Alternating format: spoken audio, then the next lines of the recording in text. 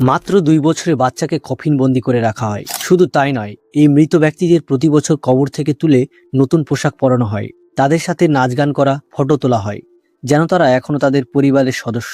কি অবাক লাগছে, তাই না? আজকের ভিডিওতে আমরা এমনই কিছু কবর দেওয়ার রীতি সম্পর্কে বলতে চলেছি যা নিজের চোখে না দেখলে আপনার বিশ্বাসই হবে না।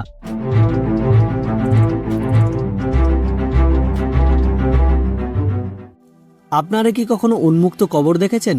হ্যাঁ, ঠিকই শুনেছেন। সাধারণত মানুষ মারা গেলে পুড়িয়ে দেওয়া বা মাটির নিচে কবর দেওয়া হয়, কিন্তু দক্ষিণ আমেরিকার পেরুতে আজও এই দৃশ্য বিরাজমান।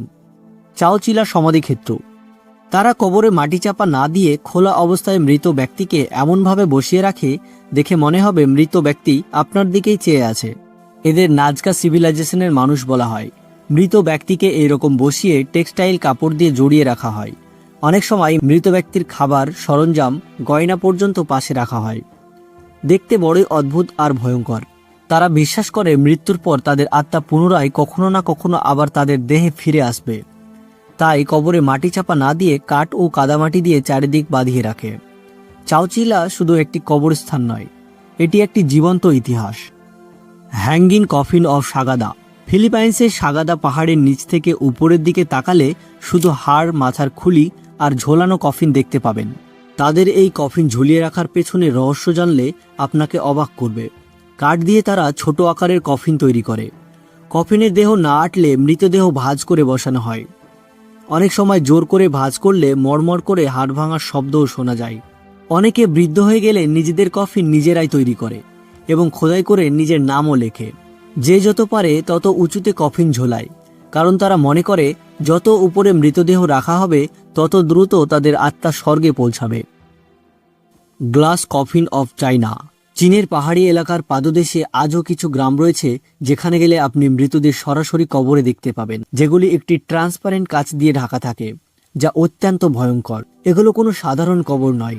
চীনের কিছু সম্প্রদায় তাদের নিজেদের পূর্বপুরুষদের সম্মানার্থে এবং তাদের এক পলক দেখার আশায় এমন কাচের কফিনে মৃতকে কবর দিয়ে রাখা হয়। অনেক বেশি পুরনো কফিনগুলোতে কঙ্কাল, মাথার খুলি, ভাঙা হাড় পর্যন্ত পড়ে থাকতে দেখা যায়। কফিনগুলো এয়ারটাইট করে রাখা হয় যাতে ভেতরে থাকা লাশের পচন সহজে না ঘটে।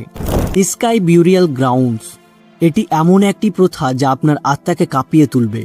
এতক্ষণ আমরা দেখলাম কখনো মৃত ব্যক্তিকে পাহাড়ে ঝুলিয়ে দিয়েছে, আবার কখনো কাচের কফিনে বন্দি করে রেখেছে, কিন্তু তাইবেতান প্ল্যাটিও হিমালয়ের এমন এক উচ্চভূমি যেখানে কেউ মারা গেলে আমাদের মতো এত সহজে কবর দেওয়া হয় না।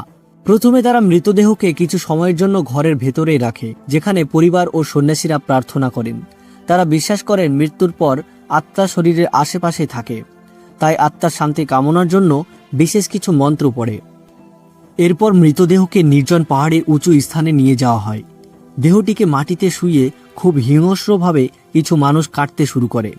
তখন আকাশের দিকে তাকালে দেখা যায় ঝাঁকে ঝাঁকে শকুনের দল জড়ো হচ্ছে। আপনাকে এই ঘটনা নিষ্ঠুর মনে হলেও তাদের কাছে এটি খুবই স্বাভাবিক। যারা এই মৃতদেহ কাটতে পারদর্শী তাদেরকে রোগায়াপ্পা বলা হয়। কয়েক মিনিটের মধ্যে মৃতদেহের চারপাশ শকুনে ভরে যায়। একবার কল্পনা করুন, চারিদিক নির্জন, কেউ নেই, শুধু একদল শকুন একটি মানুষকে ছিঁড়ে ছিঁড়ে খাচ্ছে। কেমন হবে এই অনুভূতি? শকুনরা খুব দ্রুত দেহটিকে খেয়ে ফেলে। কখনো কখনো হাড়গুলোকে গুঁড়িয়ে দেওয়া হয়। যারা এই প্রথা মেনে চলেন তারা এই কাজটিকে তাদের জীবনের শেষ দান হিসেবে দেখেন। তোরোজা, ইন্দোনেশিয়া। ইন্দোনেশিয়ার তানা তোরোজাতে এমন কিছু মানুষ রয়েছে যারা মৃত্যুকে অস্বীকার করেন। যেখানে মানুষ মারা গেলেও তারা বছরের পর বছর পরিবারের সদস্য হিসেবেই থাকে। মৃত ব্যক্তির গায়ে বিশেষ কেমিক্যাল ব্যবহার করে যাতে সহজে পচে না যায়। অনেকেই তাদের ঘরের মধ্যে মৃতদেহ শুইয়ে রাখেন। তোরোজার সবচেয়ে গুরুত্বপূর্ণ বড় উৎসব হল রাম্বো সোলো, যা এক ধরনের ফিউনারেল সিরেমনি। এই অনুষ্ঠানে তারা মহিষ বলি দিয়ে মৃত্যুর আত্মার শান্তি কামনা করে। অনুষ্ঠান চলাকালীন মৃতদেহগুলিকে দর্শক হিসেবে বসানো হয়। তারা নাচ গান করে, মৃতদের নতুন নতুন জামা কাপড় পরায় এবং তাদের সঙ্গে ফটো তোলে, যেন মৃত ব্যক্তি এখনও বেঁচেই আছেন। Mary symmetry.